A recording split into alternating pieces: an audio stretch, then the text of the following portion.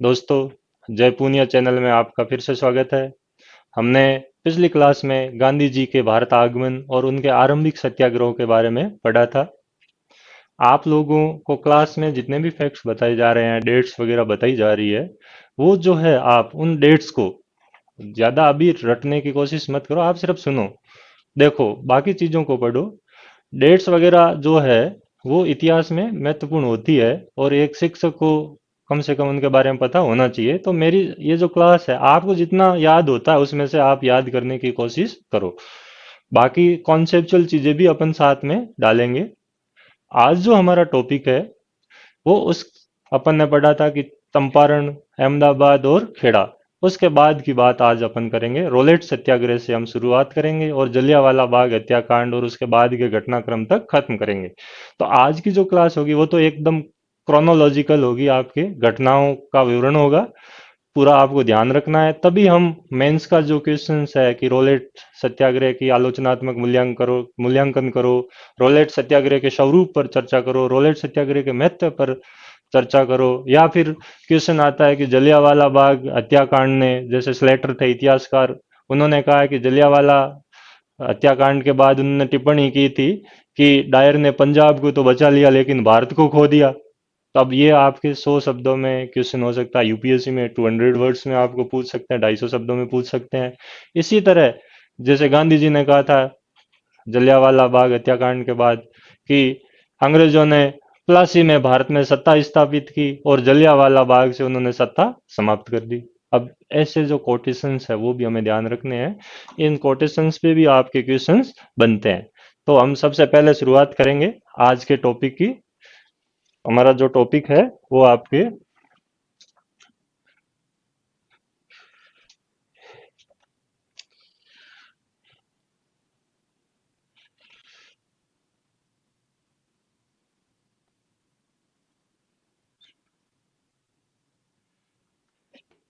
गांधी जी का रोलेट सत्याग्रह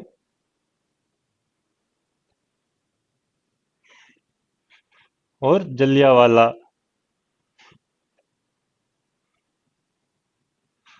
बाग हत्याकांड। अभी 13 अप्रैल गई है, इसलिए ये चीजें भी मैं अब आप पढ़ेंगे आज। जो इंग्लिश मीडियम के स्टूडेंट है, जो आपके मेरी क्लासेस देख रहे हैं हिंदी मीडियम वालों के साथ ज्योग्राफी और आपके हिस्ट्री की, तो उनके लिए मैं सेपरेट इंग्लिश में जो आपकी ज्योग्राफी की क्लास शुरू करूंगा। आपको जब मुझे टाइम मिलेगा थोड़ा, तो अपन एक सेपरेट क्लास जो है वो ज्योग्राफी की अलग से शुरू करेंगे। कोशिश करूंगा हिस्ट्री में आपके जो भी वर्ड्स है, जो भी टेक्निकल वर्ड्स है, उनको मैं इंग्लिश में बोलने की या लिखने की कोशिश करूंगा। और अब ज्योग्राफी की तो हम पूरी इंग्लिश में ही क्लास शुरू कर सकते हैं, कोई दिक्कत नहीं है। तो हम सबसे पहले गांधी जी का रोलेट सत्याग्रह, जलियांवाला बाग हत्याकांड, इस सारे घटनाक्रम को हम एक क्रोनोलॉजिकल ऑर्डर में सबसे पहले पढ़ेंगे और जानेंगे कि क्या चीजें हुई। दोस्तों, जो रोलेट सत्याग्रह है, चंपारण, खेड़ा, अहमदाबाद, वो एक सीमित स्थान तक के सत्याग्रह थे। रोलेट सत्याग्रह ने गांधी जी को एक बड़ा राजनीतिक मंच प्रदान किया और वो एक राष्ट्रीय नेता के रूप में उन्होंने अपनी इमेज इस सत्याग्रह से बनाई। तो इस रोलेट की क्या पृष्ठभूमि रही, कैसे रही, वो अपन आज की क्लास में इसका क्रोनोलॉजिकल ऑर्डर पढ़ेंगे और नेक्स्ट क्लास में हम इसके, मैंने बताया कि कॉन्सेप्चुअल चीजें पढ़ेंगे। तो सबसे पहले हमें ध्यान रखना है कि जैसे फर्स्ट वर्ल्ड वार 1914 में शुरू हुआ था, अपन लिखा था गांधी जी जब इंग्लैंड थे। प्रथम विश्व युद्ध जब शुरू हुआ तो सरकार ने, क्योंकि उस समय क्रांतिकारी गतिविधियां थी, गद्दर पार्टी थी और आपके होम रूल आंदोलन भी शुरू हो चुका था बीच में 17 में। तो इन सब चीजों से निपटने के लिए सरकार ने इंडियन डिफेंस एक्ट नाम से एक कानून बनाया था, या डिफेंस एक्ट ऑफ इंडिया, या इंडियन डिफेंस एक्ट या डिफेंस एक्ट ऑफ जो इंडिया था, वो कानून बनाया गया था ताकि उस समय कोई भी क्रांतिकारी गतिविधियां हो रही हो तो उनको रोका जा सके। जैसे ही प्रथम विश्व युद्ध जो है आपके खत्म होने की तरफ बढ़ रहा था, तो उस समय सरकार को लगा, और खत्म हो गया जैसे, तो उस समय सरकार को लगा कि ये कानून क्योंकि पुराना हो चुका था, तो एक नए कानून की सरकार को जरूरत पड़ी। नया कानून जो था आपके, सरकार ये चाहती थी कि जितने भी क्रांतिकारी गतिविधियां है भारत में जो भी हो रही है उनको पूरी तरह से समाप्त किया जाए, क्योंकि अब सरकार विश्व युद्ध में थोड़ा उसका पलड़ा भारी होने लगा तो कॉन्फिडेंट हो चुकी थी। पहले तो उनको भारत के लोगों की आवश्यकता थी युद्ध में शामिल करने के लिए, और अब जब उनको लगा कि अब वो जर्मनी के खिलाफ युद्ध में थोड़े जीत रहे हैं, मजबूत हो रहे हैं, तो उन्होंने फिर भारत में जो भी क्रांतिकारी गतिविधियां थी उनको दमन करने के लिए प्रयास करने शुरू किए। और इस कानून के स्थान पर उन्होंने जो नए प्रयास किए उसमें एक नई समिति बनाई, जिसको आप सभी लोग जानते हैं, रोलेट समिति। क्या थी ये, हम ध्यान रखें। 10 दिसंबर 1917 को इस समिति की घोषणा की गई कि यह समिति होगी। अब रोलेट समिति जो थी, सर सिडनी रोलेट इसके प्रमुख थे। कौन थे सर सिडनी रोलेट? तो ये किंग्स हाई कोर्ट जो है लंदन में, तो वहां के हाई कोर्ट के चीफ जस्टिस थे सर सिडनी रोलेट। इनके साथ 4 और सदस्य जोड़े गए, जिसमें से एक सदस्य अंग्रेज सरकारी और एक अंग्रेज गैर सरकारी होगा, और एक भारतीय सदस्य भी सरकारी और एक भारतीय सदस्य भी गैर सरकारी होगा। यानी सर सिडनी रोलेट की अध्यक्षता में हमने तारीख लिखी 10 दिसंबर 1917 को जो समिति बनाई गई उसमें कुल सदस्य हो गए 5। पहले तो सर सिडनी रोलेट खुद हो गए, फिर आपके दूसरे नंबर पे जो सदस्य, तीसरे सदस्य, चौथे सदस्य और आपके पांचवें सदस्य, यानी कि कुल मिला के ये 5 सदस्यों की समिति थी। अब जो इसमें अंग्रेज सदस्य थे उनका हम ध्यान रखेंगे कौन कौन से थे। तो एक तो थे आपके स्कॉट, एक थे आपके लोवेट, दो भारतीय थे।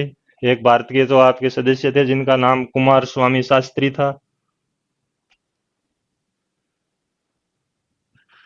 और एक प्रभाष चंद्र या प्रबोध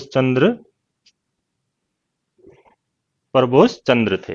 तो स्कॉट, लॉवेट, कुमार स्वामी शास्त्री और प्रबोध चंद्र ये आपके थे।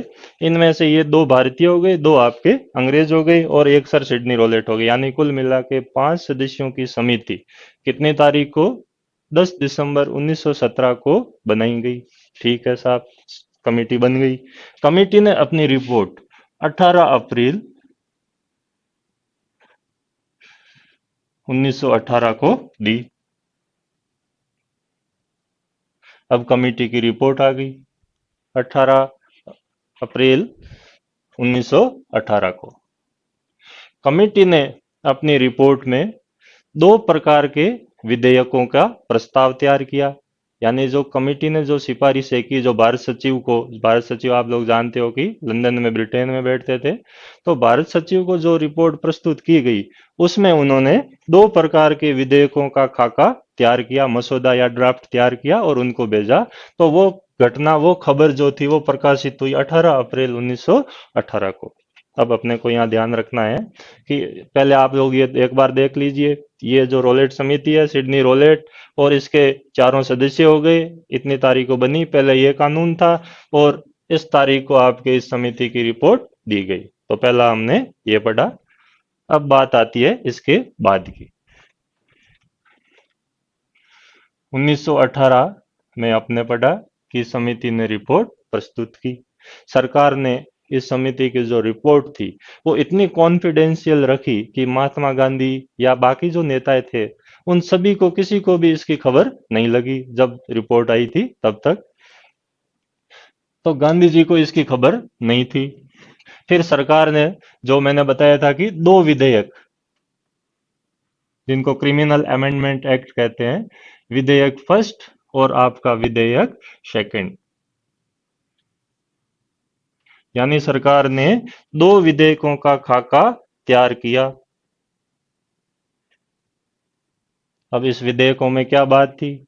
जो पहला बिल था, फर्स्ट जो बिल था, क्रिमिनल अमेंडमेंट एक्ट इनको कहते हैं, जैसे आईपीसी थी, इंडियन पेनल कोड, भारतीय दंड संहिता जो अंग्रेजों ने भी 1860 में बनाई थी, तो उसमें संशोधन के लिए ये बिल लाए गए थे। तो जो पहला जो बिल था, फर्स्ट जो बिल था, उसमें सारे जो मेजर प्रावधान थे वो इसमें थे, जिनको लेके सत्याग्रह की स्थिति आपके उत्पन्न हुई। इस बिल में ये प्रावधान था कि किसी भी व्यक्ति को बिना वारंट के गिरफ्तार किया जा सकता है, बिना वारंट के सर्च किया जा सकता है कहीं पर भी। तो आपको बिना वारंट के गिरफ्तार कर लिया गया, गिरफ्तार किया आपको बिना वारंट के। तो सरकार ने एक 3 न्यायाधीशों का, जो हाईकोर्ट के जज होते थे उस समय भारत में, 3 हाईकोर्ट के जजों का एक स्पेशल ट्रायल कोर्ट स्थापित किया, विशेष जो आपका कोर्ट था। और उनके आगे, वो सबसे ऊंचा कोर्ट माना जाता था, क्योंकि स्पेशल कोर्ट की जो ट्रायल होती थी उसकी अपील करने का कोई प्रावधान इस बिल में नहीं रखा गया। तो जब 3 जजों की जो बेंच ने डिसीजन दे दिया, इसका अर्थ हुआ वो डिसीजन आपका फाइनल है, यानी कि उस निर्णय के खिलाफ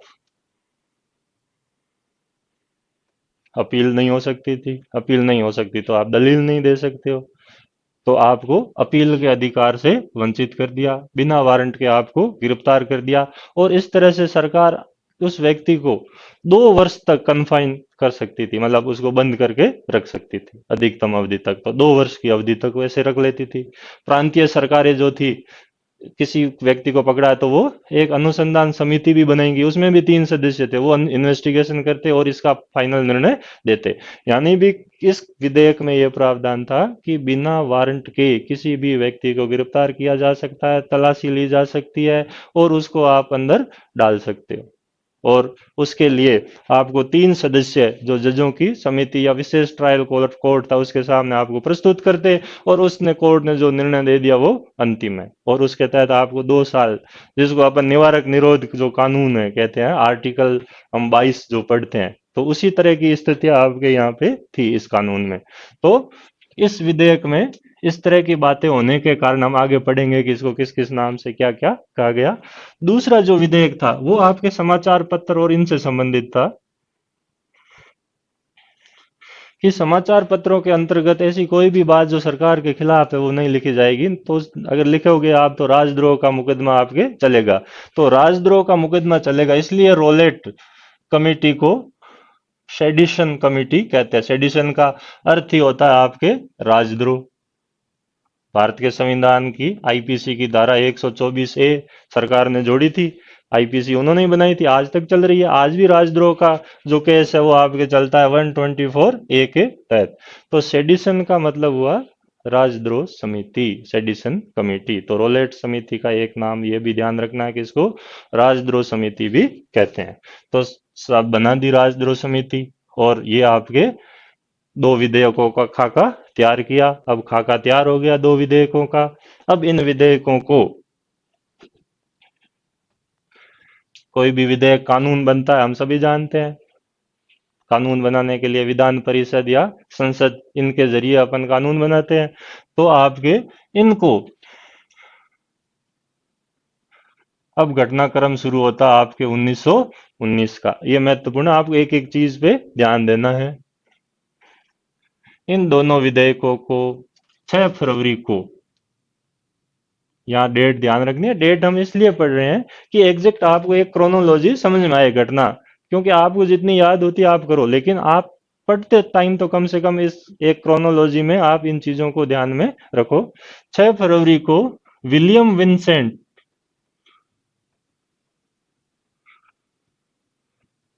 इन महोदय ने इन दोनों विधेयकों को, उस समय जो केंद्रीय धारा सभा या सेंट्रल लेजिस्लेटिव असेंबली थी, उसमें इन विधेयकों को उन्होंने पेश किया कि अब कानून बनाने हैं। तो विधेयक आपके यहाँ पेश किए गए। अब सारी खबर भारत के जितने भी नेता थे उन सब नेताओं के पास पहुंची कि सरकार ने ऐसे 2 कानून बनाने के लिए विधेयक यहाँ पे पेश कर दिए हैं। तो विधान परिषद में कुछ भारतीय सदस्य भी थे। कौन कौन थे? विट्ठल भाई पटेल,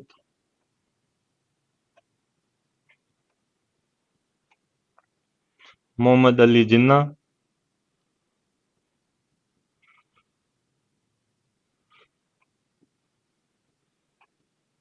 मजरूल हक,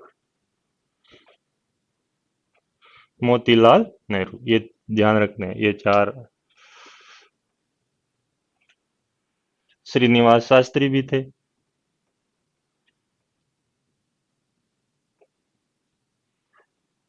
इन सदस्यों ने इन विधेयकों का विरोध किया और विरोध के कारण इन्होंने त्याग पत्र या इस्तीफा सरकार को दे दिया और उन्होंने कहा कि जो सरकार जनता के बारे में इतना ही नहीं सोचती तो वो एक भली सरकार या अच्छी सरकार कैसे हो सकती है। बोला ये न्यायोचित सरकार नहीं है। ये कहकर इन लोगों ने विधान परिषद से इस्तीफा दे दिया। तो इनका इस्तीफा मंजूर भी कर लिया गया।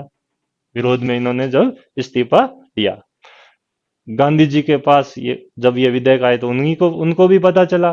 तो अब गांधी जी ने 24 फरवरी, ये आप ध्यान रखना, उस समय गांधी जी बंबई में थे। तो बंबई में होने के कारण गांधी जी ने 24 फेब को एक सत्याग्रह सभा स्थापित की।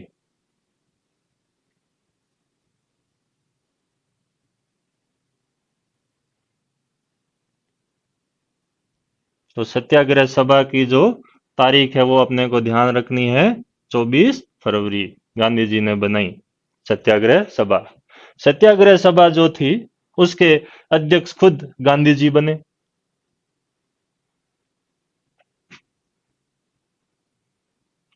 उपाध्यक्ष आप लोगों ने, हमने पीछे पढ़ा था कि बॉम्बे क्रॉनिकल समाचार पत्र के संवाददाता जो भारत में थे और जिन्होंने खेड़ा को गांधी जी का वास्तविक सत्याग्रह का, उनका नाम था हार्नी मैन।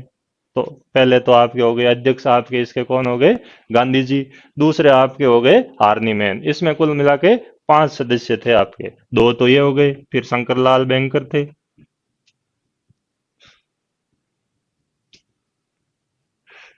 फिर आपके उमर सोमानी थे, और एक आपके थे सात्य, सात्य करके। ये तीनों आपको ध्यान रखने हैं कि शंकरलाल बैंकर, उमर सोमानी और सात्य। अब देखो, ये जो नाम है आपके, ये मुझे याद होने चाहिए। आप लोग इनको ध्यान रखो, परीक्षा में जब भी 4 विकल्प होंगे, आपको अगर ध्यान रहेंगे तो आपके ये क्वेश्चन सही हो जाएंगे। मैं ये नहीं कह रहा हूं कि आप मुक्त जबानी इनको सबको रट लो, लेकिन आपको एक बार देखने सुनने से ये चीजें ध्यान रह जाएगी। तो गांधी जी, हार्नी मैन, शंकरलाल बैंकर, उमर सोमानी और साहित्य। तो साहब सत्याग्रह सभा बनाई, गांधी जी ने सत्याग्रह शुरू किया। अब जब गांधी जी ने सत्याग्रह शुरू किया तो सारे गांधी जी के लोग, भारत के नेता लोग भी गांधी जी के पक्ष में नहीं थे, तो कईयों ने इसका विरोध शुरू किया। अब इस गांधी जी के सत्याग्रह का विरोध और शुरू हो गया। और विरोध करने वाले लोगों में आपके कौन थे, एनी बेसेंट। एनी बेसेंट ने विरोध किया। इसका भी एक कारण था, जब एनी बेसेंट ने होम रूल लीग या होम रूल आंदोलन शुरू किया था और गांधी जी से सहयोग मांगा था, तब गांधी जी ने उन्हें मना किया था। तो यहाँ बदला निकाला। एनी बेसेंट ने कहा कि ये जो सत्याग्रह है सफल नहीं होने वाला है, और गांधी जी राजनीतिक बच्चे हैं, यानी गांधी जी को पॉलिटिकल चाइल्ड कहा इन्होंने,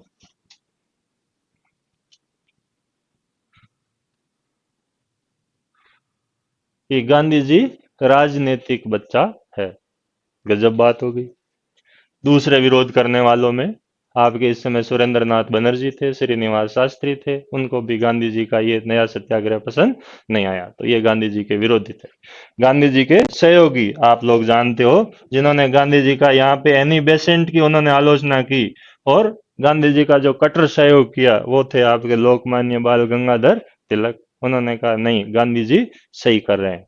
दूसरे सहयोग में खड़े हुए प्रसिद्ध आपके नेता आर्य समाजी स्वामी श्रद्धानंद जी, इन्होंने गांधी जी का सपोर्ट किया, बोले हम भी गांधी जी के साथ है। और इन्होंने गांधी जी को लेटर लिख के बकायदा भेजा कि मैं आपके साथ हूं इस सत्याग्रह के अंदर। गांधी जी ने कहा कि जो सरकार इतनी निरंकुश हो चुकी है उसका अब सहयोग करना जायज नहीं है, इसलिए मुझे यह सत्याग्रह शुरू करना पड़ रहा है। और मैं उत्तरदायी शासन की अगर प्रतीक्षा करूंगा ऐसे, तो ऐसे टपकने वाली तो है नहीं उत्तरदायी शासन। तो मुझे ऐसा सत्याग्रह शुरू करना है जो हमारे, हम अपने संघर्ष के बल पर, बूते पर हम उत्तरदायी शासन को लेकर रहेंगे। तो इस प्रकार से गांधी जी का सत्याग्रह यहाँ आपके शुरू हुआ।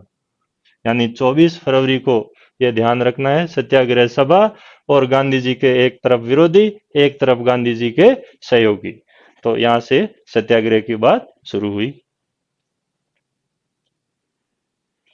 तो फरवरी महीना इसी गांधी जी के इस आंदोलन, गांधी जी ने जो सत्याग्रह सभा शुरू की थी, तो इसमें मुख्यतः उन्होंने इस चीज पे जोर दिया था कि ज्यादा से ज्यादा पत्र पत्रिकाओं में जो है आपके इन बिल विधेयकों की आलोचना की जाए।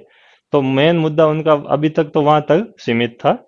फिर सरकार ने आगे और बढ़ी। सरकार सरकार इस मामले में बिल्कुल झुकने वाली नहीं थी, क्योंकि अब विश्व युद्ध में उनको लगभग सफलता मिल चुकी थी। तो कॉन्फिडेंट थी, तो सरकार ने इतने विरोध के बावजूद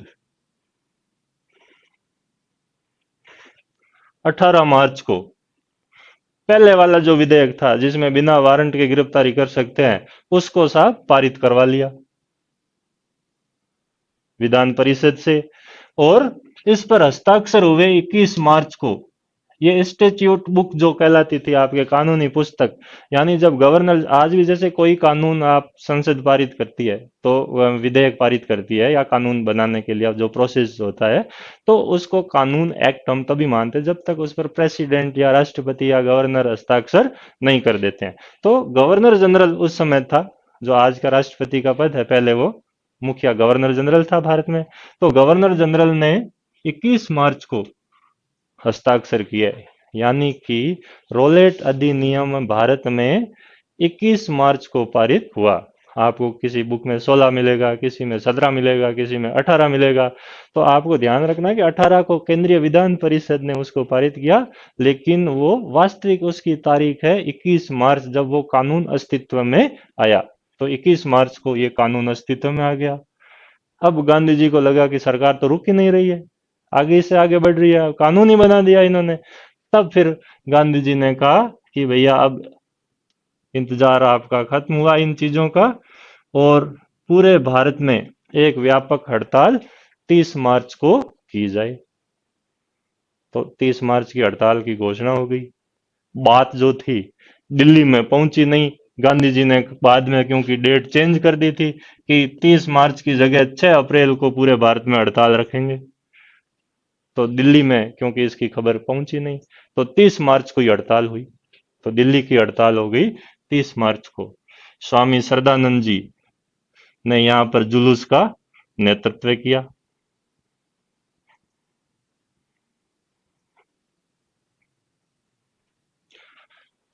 और इनको जामा मस्जिद पे भी बुलाया गया, यानी हिंदू मुस्लिम भाईचारा इस आंदोलन के दौरान देखने को मिल रहा था। हमने एक नया शब्द इजाद किया, हम।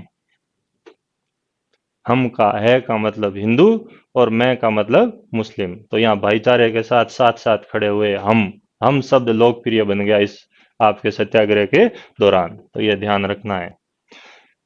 तो साहब हकीम अजमल खान ने हिंदू की अर्थी को कंधा दिया, और सरदानंद जी जो है वो जामा मस्जिद में जाकर भाषण दे रहे हैं। हिंदू मुस्लिम एकता की अनूठी मिसाल यहाँ देखने को मिली।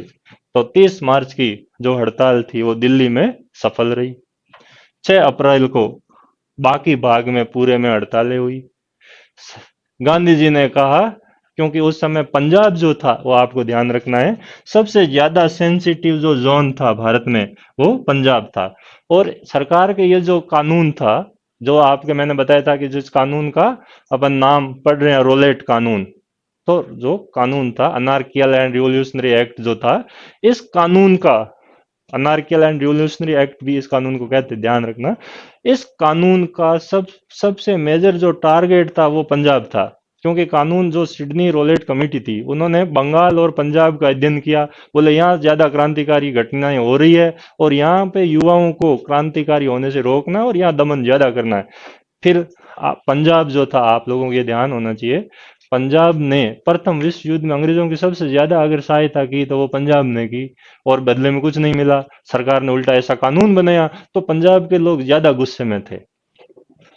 पंजाब में उस समय कांग्रेस के जो नेता थे डॉक्टर सत्यपाल, दूसरे थे शेफुद्दीन किचलू।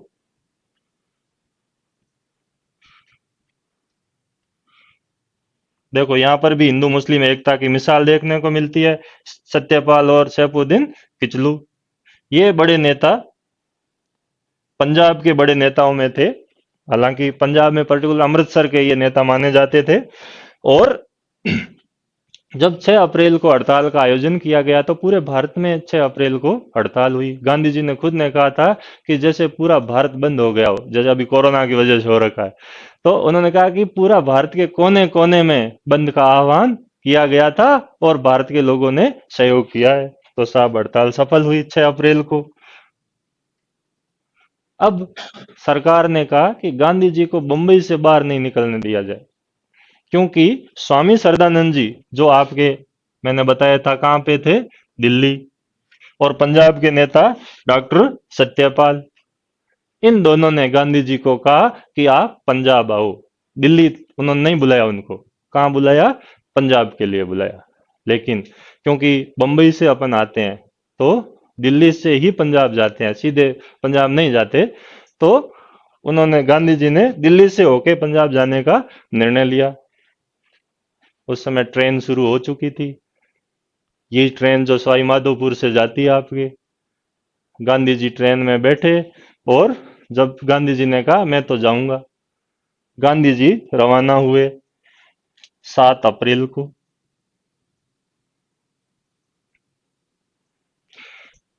7 अप्रैल को गांधी जी रवाना हुए पंजाब जाने के लिए। तो पलवल जो वर्तमान में हरियाणा में है, यहाँ पर सरकार ने ट्रेन रुकवाई और गांधी जी को उसी ट्रेन में वापस बिठा के बंबई भेजा। बस में बिठा के या जीप में बिठा के नहीं भेजा, ये ध्यान रखना है। जब उस ट्रेन में बिठा के वापस भेजा तो सवाई माधोपुर रेलवे स्टेशन पर गांधी जी उतरे थे, ये चीज भी ध्यान रखनी अपने राजस्थान के परिप्रेक्ष्य में। तो गांधी जी को वापस भेज दिया गया बंबई कि आप यहाँ आओगे, ज्यादा लोग अशांत होंगे, इसलिए आपको बंबई ही जाना है। वो इसको अपन गिरफ्तारी नहीं कह सकते, एक तरह से उनको कन्फाइन करके भेजा गया। अब लेकिन लोगों को लगा गांधी जी को सरकार ने पकड़ लिया। अब लोगों को ऐसा लगा तो अहमदाबाद में दंगे हुए। गांधी जी को बड़ा दुख पहुंचा, क्योंकि उनका जो सत्याग्रह था अपन जानते हैं कि अहिंसा पर आधारित है, और इन दंगों से गांधी जी को आघात लगा। गांधी जी ने उन अहमदाबाद के दंगों की आलोचना भी की थी। तो 7 अप्रैल को गांधी जी को ऐसी अफवाह उड़ गई कि गांधी जी को गिरफ्तार कर लिया गया है। चलो कोई बात नहीं। अब अपन आते हैं 8 अप्रैल को, क्या घटनाएं हुई।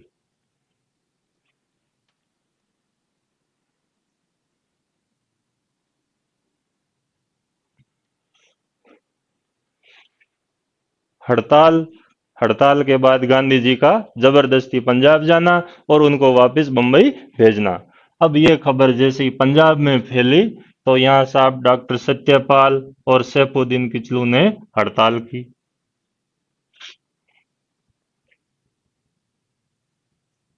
इन्होंने कहा गांधी जी को गिरफ्तार कर लिया गया है, उनको छोड़ा जाए, पंजाब आने दिया जाए। यानी कि इन्होंने हड़ताल की 8 को, गांधी जी गिरफ्तार हुए 7 को।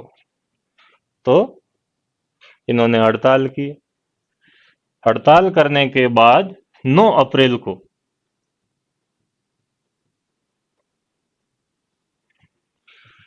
जो उस समय आपके पंजाब के डिप्टी कमिश्नर थे इरविंग,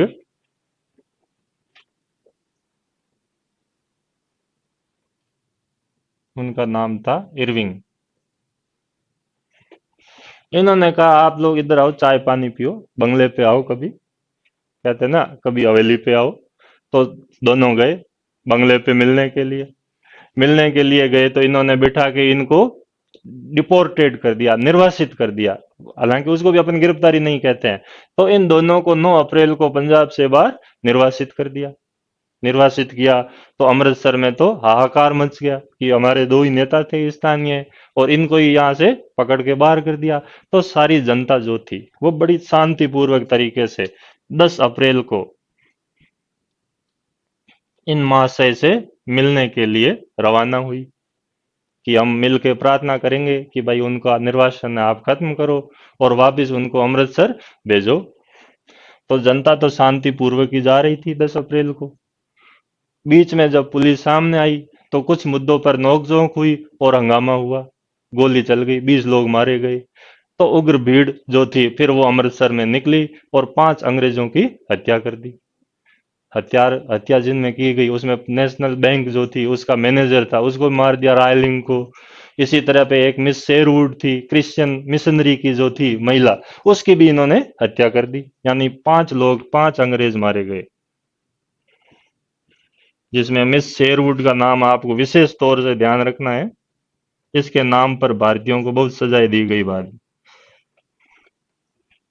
तो 5 अंग्रेज की भारतीय जो भी उग्र भीड़ थी उन्होंने हत्या कर दी। तो यह घटना हो गई 10 अप्रैल को।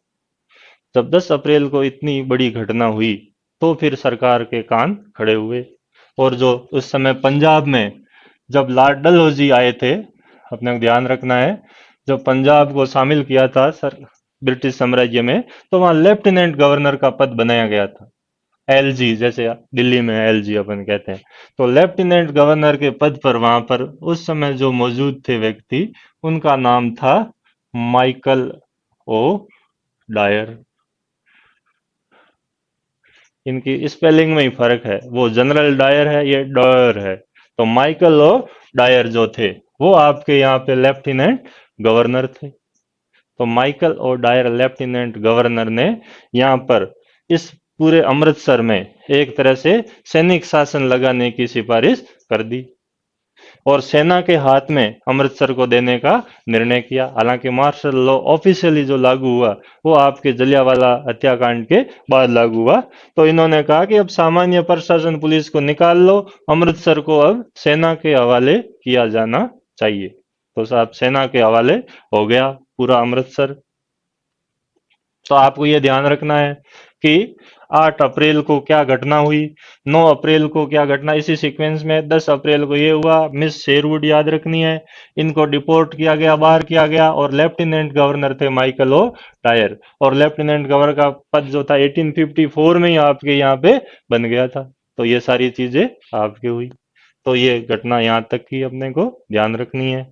अब इसके बाद की घटना अपन पढ़ेंगे।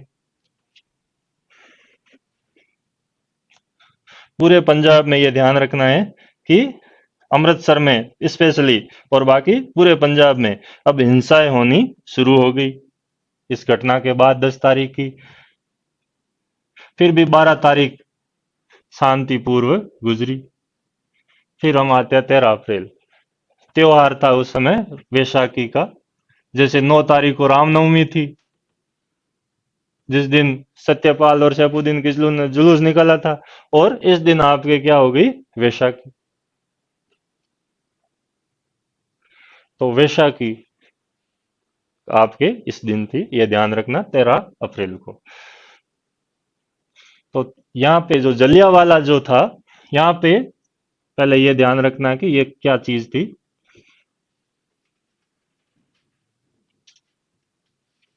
ये नाम अपन पढ़ते हैं कि बाग, बाग जैसा कुछ नहीं था। कोई पुराने जमाने में ये बाग रहा था। इस टाइम एक प्लॉट था खाली, जिसमें एक दरवाजा था, अंदर एक कुआं, एक मंदिर था। तो इस जलियांवाला बाग, ये जो जगह थी आपके, यहाँ पे एक हंसराज नाम का व्यक्ति था। जिस दिन 10 तारीख को घटना हुई, तो उसने पता नहीं किसके कहने पे, वो हंसराज ही जाने, कहीं पे इसका लिखा हुआ नहीं मिलता है कि भाई हंसराज ने क्यों वहां पे सभा बुलाई थी। तो कहते हैं कि इस आदमी ने सभा बुला ली कि जलियांवाला बाग में आपको आना है। तो सभा का आयोजन करने के लिए इसने बोल दिया, हंसराज ने। तो जब हंसराज ने जलियांवाला बाग में सभा के लिए बोला, तो 13 अप्रैल को 4 बजे का इसने टाइम दिया था कि आप लोगों को आना है। और ये जो जलियांवाला बाग था, ये मुख्यतः आपके जल्ली, जल्ली नाम का कोई व्यक्ति था, वो इसका मालिक था, इसलिए इसका नाम ही पड़ गया जलियांवाला बाग। बाग जैसा यहाँ कुछ भी नहीं था। 4 बजे इस हंसराज के कहने पर यहाँ 10,000 लोग आ गए। भीड़ हो गई साहब यहाँ। इस समय जो यहाँ पे सैनिक शासन जिसके पास था, वो आपके था, जिसके सत्ता दी गई थी जनरल रेजिनॉल्ड। इसका नाम था जनरल रेजिनॉल्ड एडवर्ड हेरी डायर। बड़ा नाम था भारी, अमृतसर का कसाई, बच्चर of Amritsar.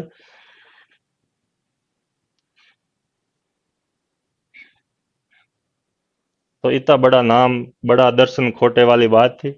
General Reginald Edward हेरी डायर साहब 4:30 बजे गेट पे खड़े हो गए, बिल्कुल देर नहीं की, और दरवाजे पे खड़े हुए, जिसमें इनके पास सिपाही थे, जिनके पास हथियार थे, और दो आर्मर्ड व्हीकल्स थे जिन पे गन लगी हुई थी, तोपें लगी हुई थी। तो गनीमत ये थी कि अंदर वो तोपें नहीं गई थी, नहीं तो इस नालायक ने तो यहाँ तक कहा था जांच समिति के सामने कि मैं तो उस दिन तोपें जाती तोपें भी चलाता। तो 4:30 बजे ये पहुंच गया वहां पे। इसने आदेश दिया, फायर। 303 नंबर की बुलेट, गोली का नंबर था 303। दागी साहब कुछ बेचारे कुएं में कूदे, कुछ बच्चे, क्योंकि वो तो सारी एक शांत भीड़ थी। ये कोई युद्ध करने वाली भीड़ नहीं थी। इसीलिए इस हत्याकांड की ज्यादा आलोचना होती है। जितनी पुराने राजा महाराजाओं के समय जो घटनाएं हुई है आपके, और जहां पर कहीं पे लोगों की हत्या की, तो वो युद्धग्रस्त इलाके थे, इसलिए वहां पे उन हत्याओं के बारे में ज्यादा चीजें नहीं दिखाई गई। लेकिन ये तो ऐसी जनता थी जिसने युद्ध की घोषणा ही नहीं की थी। यहाँ कोई भारत अब इस समय कोई अंग्रेजों से युद्धग्रस्त राज्य ही नहीं था। तो एक शांत निहत्थी भीड़ पर, जिसमें छोटे बच्चे थे, लोग कंधे पे मेला दिखाने गए थे वैसाखी का, और उन पर इसने गोली चलाई। कहते हैं कि भारत सेवा समिति ने यहाँ पर मृत लोगों की लिस्ट जारी की थी, और जिसमें 379 लोगों के मरने की पुष्टि हुई। हालांकि भारत में उस समय जो कांग्रेस के नेता वगैरह थे, उन्होंने तो 1000 तक लोगों के मरने की बात कही थी। और बाद में भारत सेवा समिति ने ये आंकड़े जुटाए, ये भी ध्यान रखना है। इस समिति ने कहा कि 379 लोग इस हत्याकांड में मारे गए। तो अमृतसर का कसाई वास्तव में था जनरल रेजिनॉल्ड एडवर्ड हेरी डायर, और ये कांड इसने किया 13 अप्रैल को शाम को 4:30 बजे। अब सरकार, वैसे तो सरकार क्योंकि इसके सपोर्ट में थी, माइकल और डायर सपोर्ट में था, तो जनरल डायर का वैसे भी कुछ बिगड़ने वाला था नहीं, और सरकार ने समाचार पत्रों में और अपने इस कार्य को दबाने की कोशिश की। लेकिन इस हत्याकांड की जो प्रतिक्रिया हुई वो हमें ध्यान रखनी है।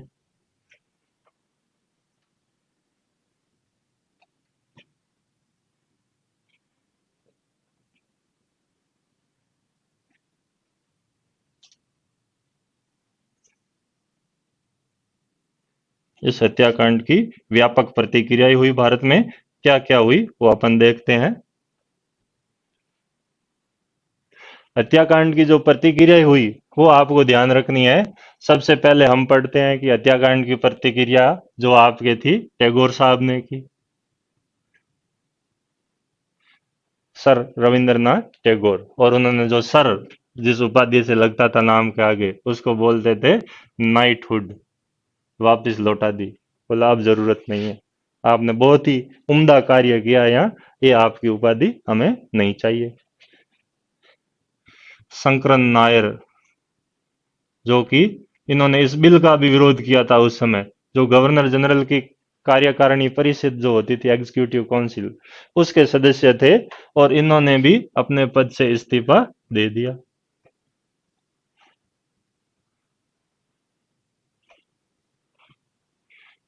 तो इन्होंने भी कहा कि अब इस पद पर रहने लायक स्थिति नहीं रही।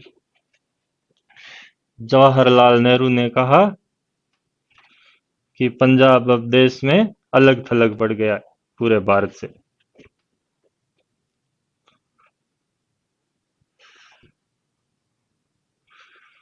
पंजाब अब पूरे भारत में अलग थलग पड़ गया है। तो ये आपके बात कहने वाले कौन थे? जवाहरलाल नेहरू थे। तो इन्होंने कहा कि अब अलग थलग पड़ गया है। तो नेहरू, ये बनर्जी ने कहा कि पूरे देश में आग लग गई है। सुरेंद्र नाथ बनर्जी ने कहा कि पूरे देश में आग लग चुकी है। ये कोटेशंस यूपीएससी पूछती है, आपको ध्यान रखना है।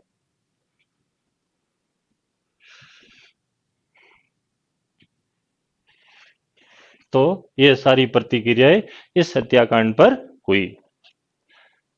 कांग्रेस की जो ब्रिटेन में समिति थी, उसने तो कहा कि ये तो ऐसी अत्याचार है जो जर्मनों ने किए थे। तब सरकार पे दबाव पड़ा हर तरह से जांच समिति बनाने का। कि भाई आपने जो महान कार्य यहाँ किया है इस पर जांच समिति गठित करो और वास्तव में जो स्थिति है वो बताओ। दबाव में सरकार को आप सभी ने पढ़ा सुन रखा है कौन सी समिति बनानी पड़ी।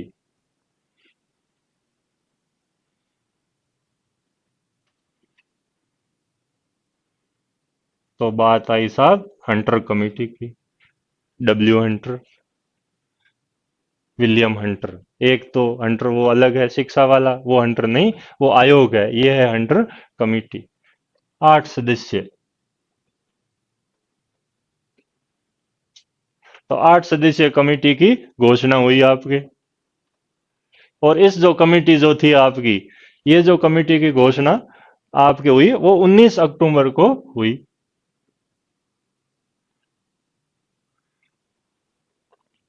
1919। इससे पहले आपको कुछ चीज ध्यान रखनी है कि 18 अप्रैल को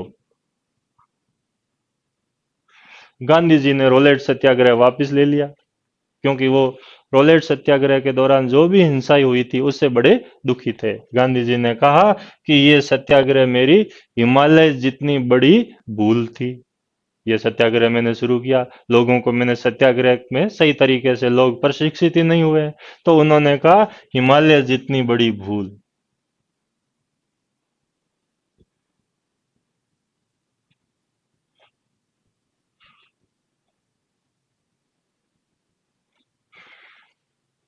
फिर दबाव पड़ा सरकार पे। 19 अक्टूबर को सरकार ने एक जांच समिति गठित की जिसका नाम हंटर। तो हंटर साहब इसके अध्यक्ष। फिर आपके रैनकिन थे सदस्य, बेरो थे, स्मिथ थे, राइक्स थे। रैनकिन, बेरो, स्मिथ और आपके एक जिनका नाम था राइक्स।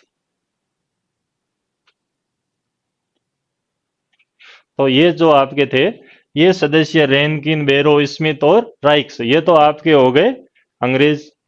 4 आपको ध्यान रखने हैं, ये अध्यक्ष के अतिरिक्त अंग्रेज सदस्य थे। फिर इसमें आपके भारतीय सदस्य आपको ध्यान रखने हैं और सभी जानते ही हो, एग्जाम पूछते ही हैं। 3 सदस्य थे। एक तो थे सर चिमनलाल सीतलवाड़। सर का मतलब आप लोगों को समझ में आ गया होगा। यानी कि इनको भी 1919 में नाइटहुड की उपाधि मिली थी, इन्होंने लौटा ही नहीं। टैगोर साहब ने तो लौटा दी थी, लेकिन इन्होंने नहीं लौटाई थी, सर चिमनलाल सीतलवाड़ ने। दूसरे थे जगत नारायण और साहबजादे सुल्तान अहमद, तीसरे ये थे।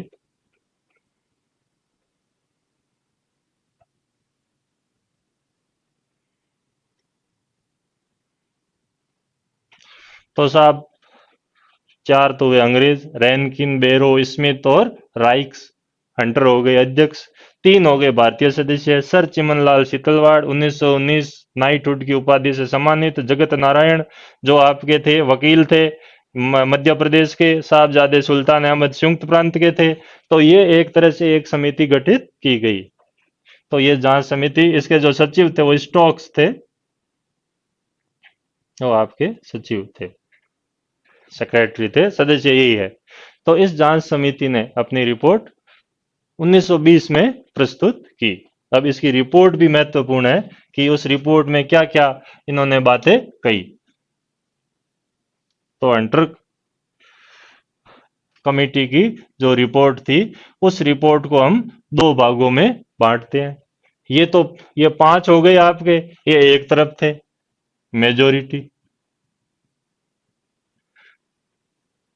रिपोर्ट, इनकी राय अलग थी। और वो 3 जो भारतीय थे माइनॉरिटी हो गई, वो तो अल्पसंख्यक हो गए तीनों। तो ये आपके हो गई माइनॉरिटी रिपोर्ट। तो एक तरफ तो मेजोरिटी रिपोर्ट पेश की गई, दूसरी जो रिपोर्ट थी वो आपके माइनॉरिटी रिपोर्ट पेश की गई। तो 2 रिपोर्टें आई आपके। मेजोरिटी रिपोर्ट का ये मत था कि इसमें हंटर जो था उसने बस परिस्थिति समझने की भूल की, और जनता जो थी वो यहाँ पे क्रांति करना चाहती थी, तख्ता पलट करने वाली थी, इसीलिए उसको ऐसे कदम उठाने पड़े साम्राज्य की रक्षा के लिए। यानी उन्होंने गलत बात कही, मार्शल लॉ का उन्होंने समर्थन किया जो जलियांवाला बाग हत्याकांड के बाद लगा गया था।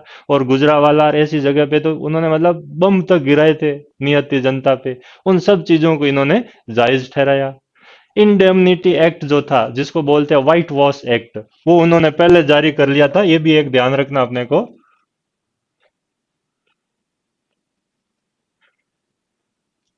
इसको बोलते हैं व्हाइट वॉश एक्ट।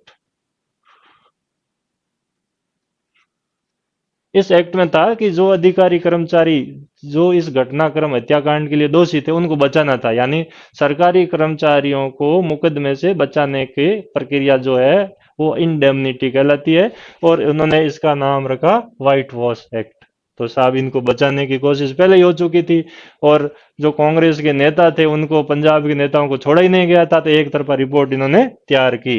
तो मेजोरिटी रिपोर्ट में जो था आपके, जनरल डायर को ज्यादा दोषी नहीं ठहराया गया। बस ये था कि उसने साम्राज्य को बचाने की कोशिश की थी, मार्शल लॉ को उचित ठहराया गया, और वहां की जनता ये सारे तख्ता पलट करना चाहती थी। माइनो रिपोर्ट ने कहा कि ऐसा कुछ भी नहीं था, मार्शल लॉ की कोई बात ही नहीं थी, तख्ता पलट नहीं करना चाहती थी जनता। तो ये मानी गई क्योंकि 5 सदस्यों ने अपनी एक राय रखी। तो इस प्रकार हंटर समिति की रिपोर्ट आई। गांधी जी ने इसकी भी आलोचना की कि ये पन्ने दर पन्ने निर्लज लीपापोती थी। तो इस प्रकार इस हंटर कमेटी की रिपोर्ट को कांग्रेस ने खारिज किया। कांग्रेस ने इससे पहले अपनी खुद एक जांच समिति गठित की थी, जिसको अपन कांग्रेस जांच समिति कहते हैं। उसका नाम अपन अभी ध्यान रखेंगे, क्या नाम है उसका। ये कांग्रेस की जांच समिति थी। कांग्रेस की जो जांच समिति थी उसमें हमें ध्यान रखना है कि कौन सदस्य थे, इसका नाम क्या था। ये जो समिति थी अपनी कांग्रेस की, इसका नाम था सविनय अवज्ञा जांच समिति।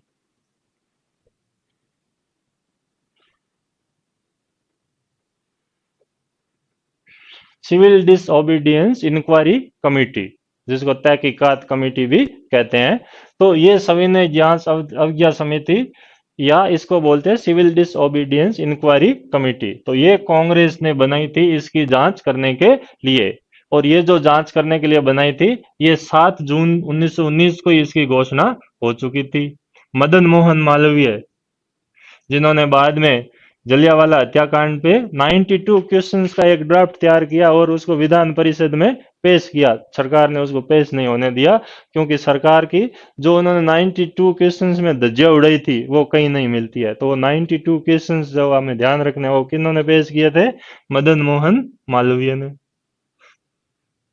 तो मदन मोहन मालवीय की अध्यक्षता में सविनय जांच समिति बनाई गई। मोतीलाल नेहरू भी इसके सदस्य थे, गांधी जी भी इसके सदस्य थे, जयकर भी इसके सदस्य थे, अब्बास तैयब जी भी इसके सदस्य थे।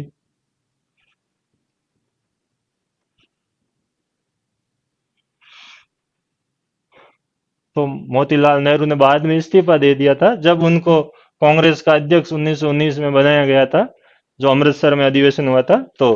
तो मदन मोहन मालवीय तो अध्यक्ष थे, जयकर थे, अब्बास तैयब जी थे, और आपके गांधी जी थे, और सी आर दास को भी, जिनको अपन देश बंधु कहते हैं, चितरंजन दास, उनको भी इसका सदस्य बनाया गया। तो मुख्यतः आपके कितने सदस्य की समिति हो गई, 6 सदस्यों की समिति हो गई। ये आपके ध्यान रखनी है।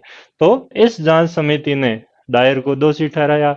जो आपके भारत के उस समय गवर्नर जनरल थे चैम्सफोर्ड, उनको भी दोषी ठहराया, और यहाँ तक कहा कि इनको वापस यहाँ से लंदन ले जाओ।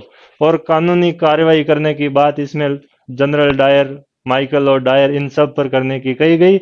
और कहा गया था कि यहाँ पे जनता का कोई दोष नहीं था, जनता निहत्थी थी, शांत थी, और सरकार ने ही अपनी लापरवाही से यहाँ इस हत्याकांड को अंजाम दिया है।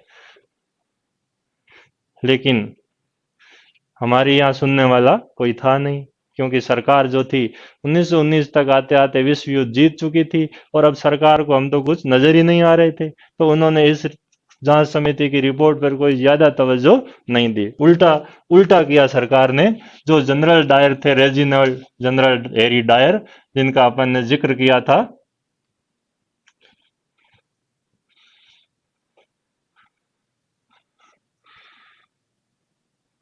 इन महाशय को साम्राज्य का रक्षक कहा गया।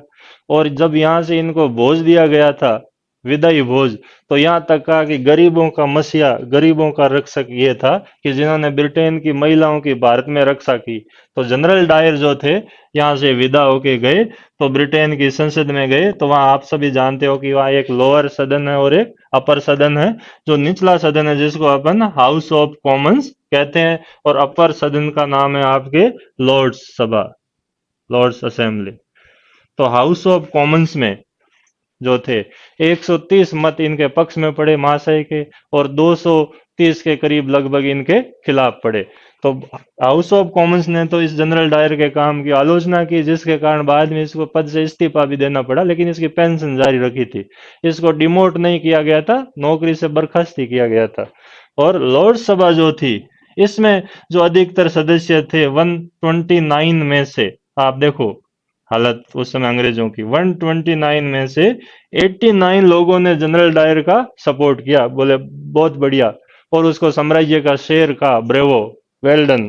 तो एक तरह से लॉर्ड सभा ने उसको इस तरह से तवज्जो दी, वहां पर इसके लिए स्वॉर्ड ऑफ ऑनर जुटाई गई। और मॉर्निंग पोस्ट करके जो न्यूज़पेपर था,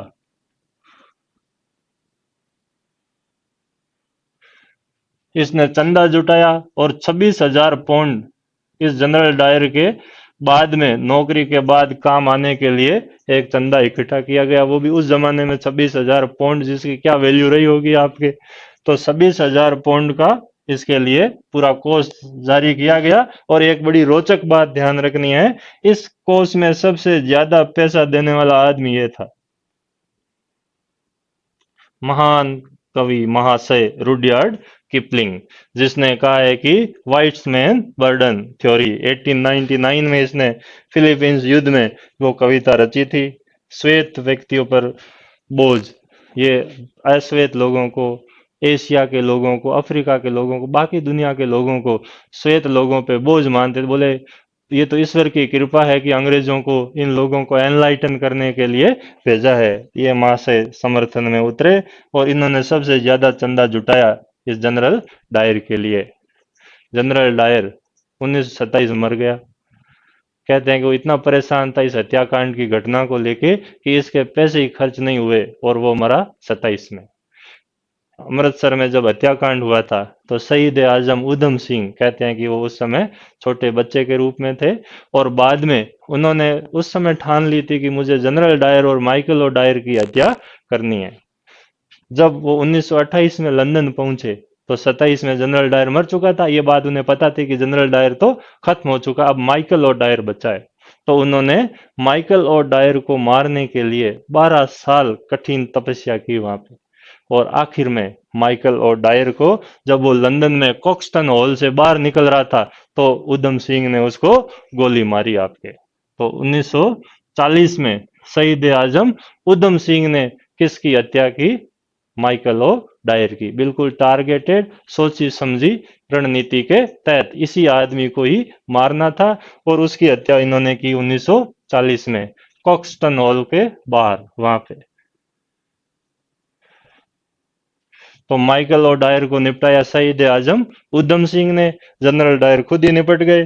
तो ये आपको ध्यान रखना। लेकिन ये इतना सारा कारनामा इस महान साम्राज्य के रक्षकों ने यहाँ किया। इसीलिए दोस्तों क्वेश्चन आता है, स्लेटर इतिहासकार ने लिखा है कि अंग्रेजों ने पंजाब तो बचा लिया डायर ने, लेकिन भारत को खो दिया। क्यों खोया भारत को? कि अब तक हम ब्रिटेन को न्याय संगत मानते थे, उत्तरदायी शासन, प्रजातांत्रिक सरकार वाला देश मानते थे, कि इतना बड़ा देश जो प्रजातंत्र उत्तरदायी शासन की बात करता है, लोकतंत्र, उदारवाद, इतनी सारी बातें वहां थी। और उन लोगों ने ऐसे हत्याकांड को अंजाम दिया, और ऊपर से लिपापोती और की, डायर का समर्थन किया, और सारे लोग उसके पक्ष में खड़े हुए। तो भारत के लोगों में यह बात बैठ गई कि अब इनसे उम्मीद करना जायज नहीं है। और उन्होंने आगे असहयोग आंदोलन में लोगों को गांधी जी का समर्थन किया और इस प्रकार गांधी जी को बड़ा समर्थन मिला और भारत में जन आंदोलनों की पुख्ता नींव रखी गई, जिसने आगे जाके ब्रिटिश साम्राज्य की नींवें ला दी। तो इसीलिए अपन कहते हैं कि पंजाब बचा लिया लेकिन भारत को खो दिया। इसीलिए गांधी जी ने कहा कि प्लासी ने ब्रिटिश साम्राज्य की नींव रखी और अमृतसर ने उस नींव को हिला दिया। तो नींव को ऐसे हिलाया अमृतसर ने, क्योंकि अब जो अंग्रेजों की जो भी अवधारणाएं थी, न्याय, उदारवाद, प्रजातंत्र, उत्तरदायी शासन, कानून का राज्य, विधि का राज्य, सारी की सारी धज्जियां उड़ी जलियांवाला बाग हत्याकांड में। और जो शिक्षित लोग अब तक ब्रिटिश साम्राज्य में आस्था रखते थे, उन्होंने भी ब्रिटिश साम्राज्य का विरोध करना शुरू किया। क्रांतिकारियों की एक फौज तैयार हुई जिसने आगे जाके क्रांतिकारी आतंकवाद को पैदा किया और आंदोलन चलाया। ये सब कारण थे जिससे ब्रिटिश साम्राज्य की भारत में नींव कमजोर हुई। तो ऐसे क्वेश्चन का आंसर मेंस में भी लिखना है। अब ये जो कानून, उसके बारे में कुछ चीजें हम यहाँ पे ध्यान रखेंगे।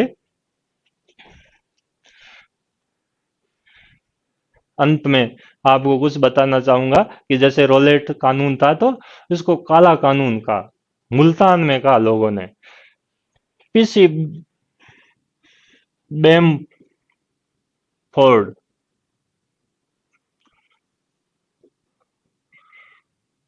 1924 में इन्होंने पुस्तक लिखी, सविनय असहयोग आंदोलन व खिलाफत मूवमेंट।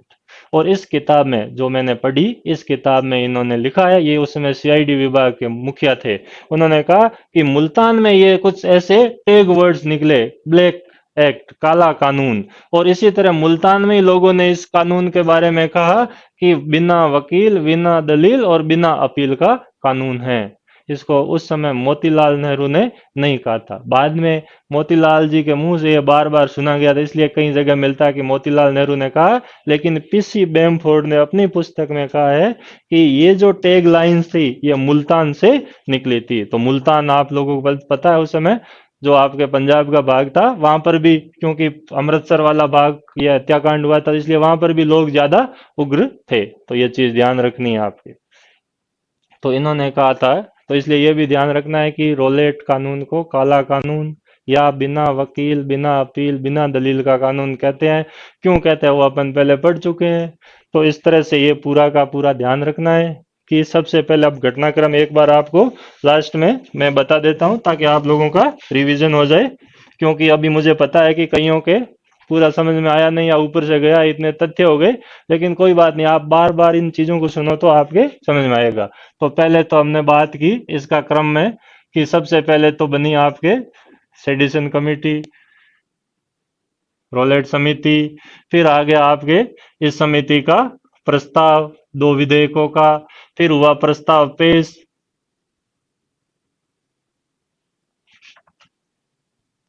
प्रस्ताव पेश हुआ। उसके बाद बनी सत्याग्रह सभा, सत्याग्रह सभा बनी। उसके बाद आपके बना रोलेट अधिनियम, यानी रोलेट कानून। रोलेट कानून के बाद आपके हड़ताल हुई। फिर गांधी जी को पलवल पे रोका गया, हड़तालें 2/30 और 6 को। फिर सत्यपाल और किचलू को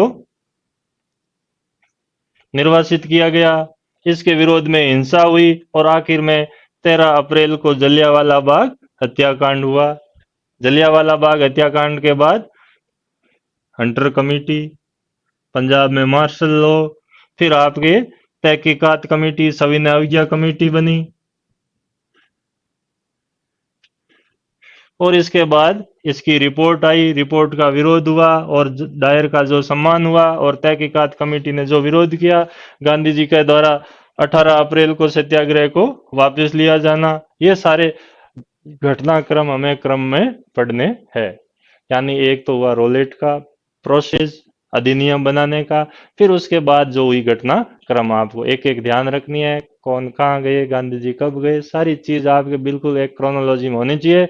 अब अगली क्लास में हम पढ़ेंगे रोलेट सत्याग्रह का आलोचनात्मक मूल्यांकन, प्रभाव वगैरह। ये जो मेंस में आपके इंपॉर्टेंट है वो यूपीएससी और आरएस में।